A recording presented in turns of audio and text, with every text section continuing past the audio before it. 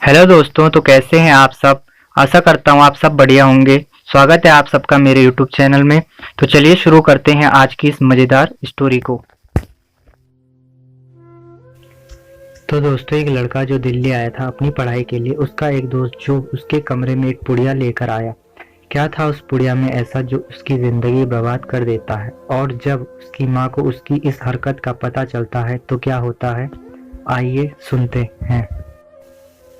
मैं वैसे इंदौर का रहने वाला हूँ, लेकिन पढ़ने के लिए मैं दिल्ली आया था। अभी कॉलेज ज्वाइन किए मुझे 4 महीने ही हुए थे कि सिगरेट की आदत लग गई। अपने कॉलेज से कुछ ही दूरी पर मैंने एक कमरा किराए पर ले रखा था। सिगरेट की इतनी बुरी आदत लगी कि मैं दिन में 2 पैकेट पी जाता था। एक दिन मेरे कमरे में कॉलेज का एक फ्रेंड आया। उसके पास पाउडर और 2 इंजेक्शन वाली सुई इंजेक्शन निडल्स थी। वो पाउडर दरअसल हीरोइन थी। उस लड़के ने मुझे बताया कि हीरोइन का सिर्फ एक शॉट लगाने से ही जन्नत की सैर हो जाती है।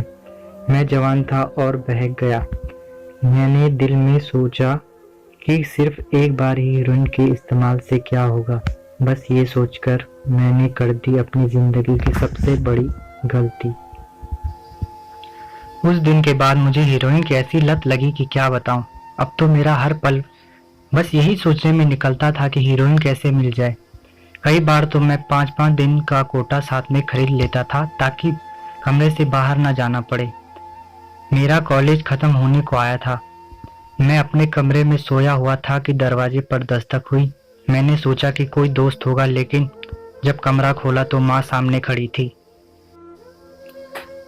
माँ ने अंदर आते ही मेरी हीरोइन वाली इंजेक्शन की सुई देख ली जो कि बेड पर पड़ी थी। मेरे हाथ पैर फूलने लगे थे। माँ ने ये सब देखकर मुझसे पूछा, कितने टाइम से तुम ये सब कर रहे हो।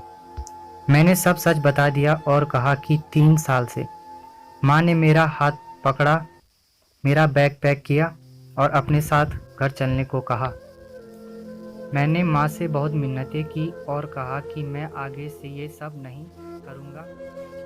लेकिन मेरी एक ना सुनी और अपने साथ घर ले आई। दिल में मुझे कहीं ना कहीं पता था कि अगर मुझे हीरोइन की एक दिन भी ना मिले तो मेरा हाल बहुत बुरा होगा, और वैसा ही हुआ। घर में एक दिन के बाद हीरोइन की तलब लगने लगी। मैंने जैसे तैसे एक दिन और गुजारा, लेकिन अगले ही दिन मेरे शरीर में तेज दर्द उठने शुरू हो गए। पूरे बदन में तेज दर्द होने लगा और हालत ऐसी हो गई कि बेड से उठना भी मुश्किल हो गया। 1 हफ्ते तक ऐसा ही चलता रहा, लेकिन 1 हफ्ते बाद मुझसे बर्दाश्त नहीं हुआ। मैंने अपनी माँ और भाई को गालियाँ देनी शुरू कर दी और उनसे भीख मांगनी शुरू कर दी ताकि वे कहीं से मुझे हीरोइन ला कर दे। मुझे इतना पसीना आता था कि पूरा बेड गीला हो जाता था। मैं दर्द और तलब से चीखता चिल्लाता था। मेरे पिता ने मुझसे बात करनी छोड़ दी थी और उन्होंने तो मुझे घर से निकल जाने तक को बोल दिया था, लेकिन मेरी माँ ढाल बनकर मेरे आगे खड़ी रही। मुझे नींद नहीं आती थी और कभी अगर आ जाए तो अजीब से सपने आते थे। मैंने अपनी माँ को हर वो गलत बात कही जो मुझे नहीं कहनी चाहिए थी। मैंने अपनी माँ और भाई को इतना कोसता और उन्हें गालियाँ देता था क्योंकि वो मुझे कहीं बाहर नहीं जाने देते थे। मैंने हर वो मुमकिन कोशिश की अपने घर वालों को मनाने की ताकि वो कहीं से मुझे ड्रग्स लाकर दे दें, लेकिन ऐसा नहीं हुआ।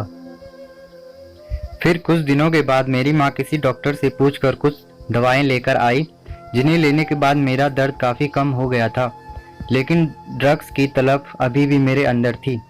मेरा भाई चाहता था कि मुझे नशा छोड़ केंद्र में भर्ती किया जाए, लेकिन समाज के डर से मेरी माँ ने ऐसा नहीं किया। माँ की लाई हुई दवाओं से मेरी हालत में काफ़ी सुधार होने लगा और 2 हफ्ते बाद काफ़ी तंदुरुस्त महसूस करने लगा। जब मैं थोड़ा ठीक हुआ तो मुझे डिप्रेशन हो गया। मैं सोच रहा था कि मैंने अपनी ज़िंदगी के साथ ये क्या कर लिया। मैंने अपना परिवार, रिश्ते नाते सब दुख दिया और मुझे लग रहा था कि शायद मैं इस जंजाल से कभी बाहर नहीं निकल पाऊंगा। लेकिन 3 महीने के बाद आखिर मेरा डिप्रेशन कम हुआ। एक दिन मेरे दोस्त ने मुझे अपनी नई जॉब लगने की पार्टी में बुलाया। मुझे माँ ने जाने तो दिया, लेकिन मुझसे वादा भी मांग कि मैं वहाँ कोई नशा नहीं करूँगा। जब मैं पार्टी में पहुँचा तो मेरे कुछ दोस्त हीरोइन लगा रहे थे और उस वक्त मुझसे रुका नहीं गया। मैंने अपनी माँ का वादा तोड़कर हीरोइन पी और होश आने के बाद ही घर गया। मैं अब हीरोइन पीता हूँ, लेकिन ज़्यादा नहीं। इस ड्रग्स की तलब ऐसी है कि छूटती ही नहीं, शायद मेरी जान लेकर ही जाएगी। तो दोस्तों, आई होप आपको इस स्टोरी से कुछ न कुछ सीखने को मिला होगा।